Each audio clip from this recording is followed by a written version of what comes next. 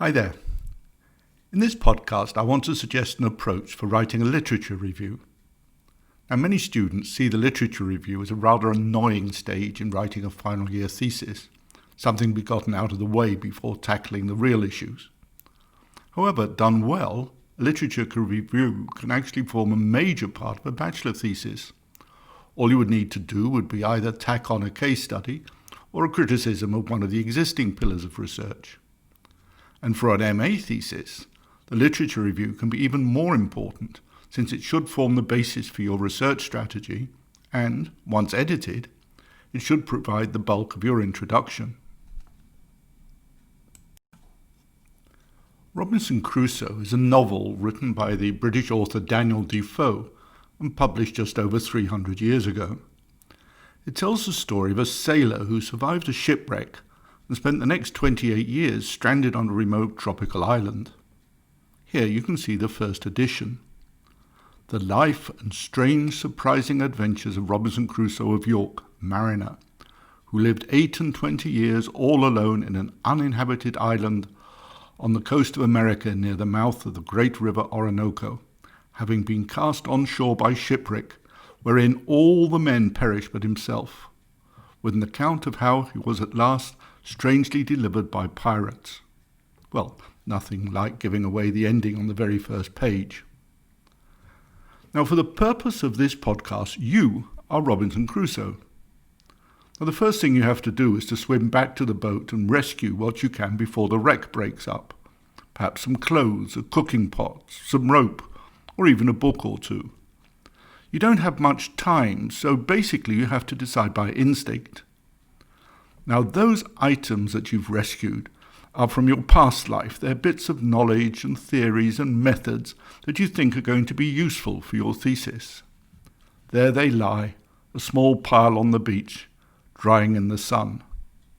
But you cannot possibly now know what's useful, since you haven't got a clue what awaits you on the island. So this is the moment you need to start exploring. Where is there fresh water? Where is there material to build my house? Where is there flat land to plant some crops? Where's the best place to fish? Where is the best lookout point? And, well, where are the swamps? You don't want to wander into those. So once you've explored the island, you can decide the best place to build your house. Your house, then, is your thesis topic. And the island represents all the possible aspects of your thesis topic. The exploration of the island has shown you the resources that you can use to live comfortably, but it's a good idea to be thorough right from the start. You might not need to know the best lookout point to build your house, but miss it out and you might miss some of marauding pirates, or even the passage of a nearby merchant ship. Lookout points are useful for surveys or review articles that occasionally get published. It's also a good idea to know the location of the swamps because you don't want to fall into them and drown or get bitten by some nasty insects. The swamps are subject or part of the subject matter that you'd rather not deal with, but you do have to know they exist. For example, they might be for some people econometrics or for others sociological analysis. And if you know they're there, you can allude to their findings intelligently without becoming mired in a discourse that you don't understand. The questions that most often arise in a thesis defense are not the bits you know about, but the throwaway comments that could easily have been left out had you but known. Oh well.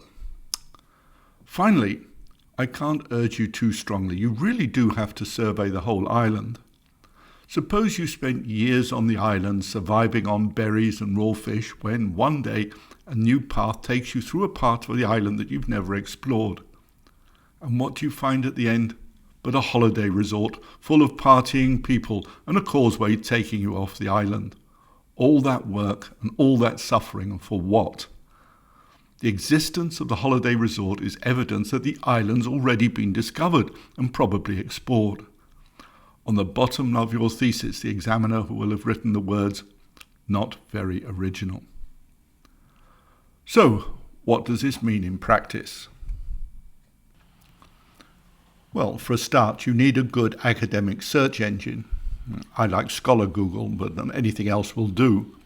And you enter it the main topic of your thesis, plus the name of a discipline, and possibly limit the publication span to the last 5 or 6 years or so. Note down the title, and go into the document and copy down the abstract. Now repeat this with every appropriate discipline you can think of, plus any interesting terms that you might have discovered in the previous search.